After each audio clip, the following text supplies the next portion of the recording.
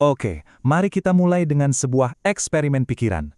Sesuatu yang mungkin kedengaran agak ekstrim, tapi penting banget buat kita bayangin konsekuensinya. Pertanyaannya kedengaran simpel kan?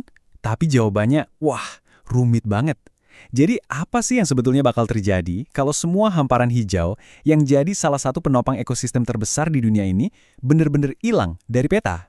Dan ini harus kita pahami baik-baik ya, ini bukan cuma cerita fiksi ilmiah. Kehilangan hutan secara total itu artinya perubahan yang fundamental. Perubahan yang bakal ngaruh ke hampir semua aspek hidup kita, dengan dampak yang mungkin jauh lebih besar dari yang bisa kita bayangkan sekarang.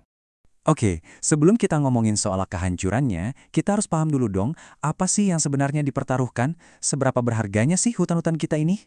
Soalnya gini, hutan-hutan ini tuh bukan sekedar kumpulan pohon. Bukan, mereka itu sistem kehidupan raksasa. Dari hutan hujan di dataran rendah sampai rawa gambut yang super dalam, mereka itu fondasi alam yang menopang hidup jutaan makhluk, termasuk, ya, kita sendiri, manusia. Coba deh, lihat angka ini. Lebih dari 30.000. Dan itu baru spesies tanamannya aja loh. Kita belum ngitung ribuan jenis burung, mamalia, sama serangga. Skala keanekaragaman hayatinya itu benar-benar luar biasa. Nah, yang bikin makin keren lagi itu keragamannya. Beda pulau, beda cerita. Kita mulai dari Sumatera. Dengan rawa gambutnya yang dalam, ini ekosistem krusial buat harimau, gajah, sama badak. Kita geser ke Kalimantan, rumahnya kanopi hutan hujan tertinggi se-Asia, tempat orangutan dan bekantan bergelantungan. Terus, di Jawa, hutan-hutan di gunung itu fungsinya kayak menara air raksasa, jadi sumber kehidupan buat jutaan orang. Lanjut ke Sulawesi, ini unik banget, tingkat endemisitasnya tinggi, artinya ini satu-satunya tempat di dunia buat nemuin anoa, babi rusa, dan tarsius. Dan terakhir, Papua, benteng terakhir hutan perawan terluas di Asia, surganya cendrawasih dan kangguru pohon.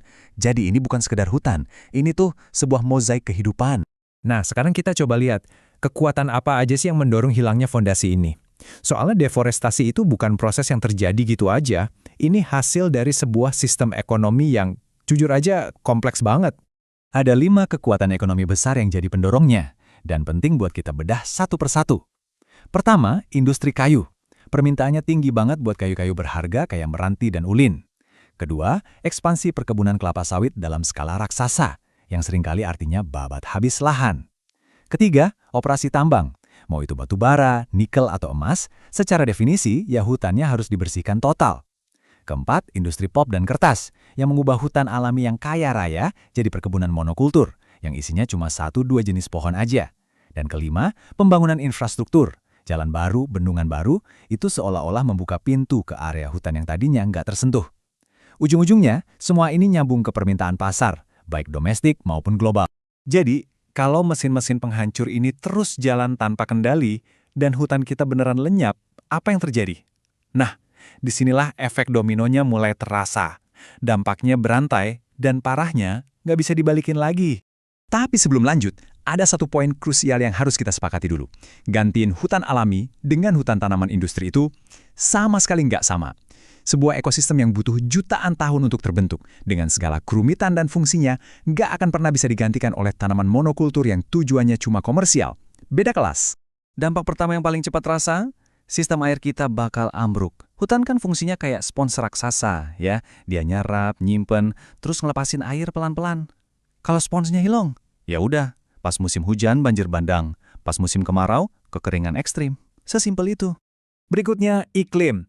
Hilangnya hutan itu artinya kita ngelepasin bom karbon raksasa ke atmosfer. Pemanasan global makin ngebut. Dan peran vital Indonesia sebagai pengatur iklim regional pun hilang. Dan ini adalah kehilangan yang permanen. Puluhan ribu spesies tumbuhan dan hewan bakal punah selamanya. Banyak dari mereka itu endemik loh, cuma ada di Indonesia. Ini adalah kepunahan massal dalam skala yang nggak pernah kita bayangkan sebelumnya. Dan jangan kira kalau tinggal di kota kita bakal aman. Salah besar. Kota-kota besar justru bakal merasakan dampaknya secara langsung. Mulai dari krisis air bersih, polusi udara yang makin parah, sampai lonjakan suhu ekstrim yang mengancam kesehatan kita semua. Nggak ada yang bisa menghindar. Gambaran masa depan tadi emang kedengeran suram banget. Tapi itu bukanlah takdir yang pasti. Masa depan kita ditentukan oleh pilihan-pilihan yang kita buat hari ini. Kita lagi ada di sebuah persimpangan jalan yang sangat penting. Untungnya, ada jalan keluar dari skenario terburuk ini. Kuncinya adalah kombinasi beberapa hal.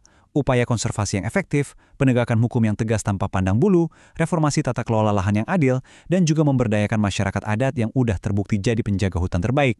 Tapi, kuncinya ada di transisi menuju ekonomi hijau yang berkelanjutan. Artinya, kita harus cari model ekonomi yang bisa tumbuh tanpa harus mengorbankan fondasi alam kita. Ini tantangan terbesar, sekaligus harapan terbesar kita. Pada akhirnya, pertanyaannya kembali ke kita.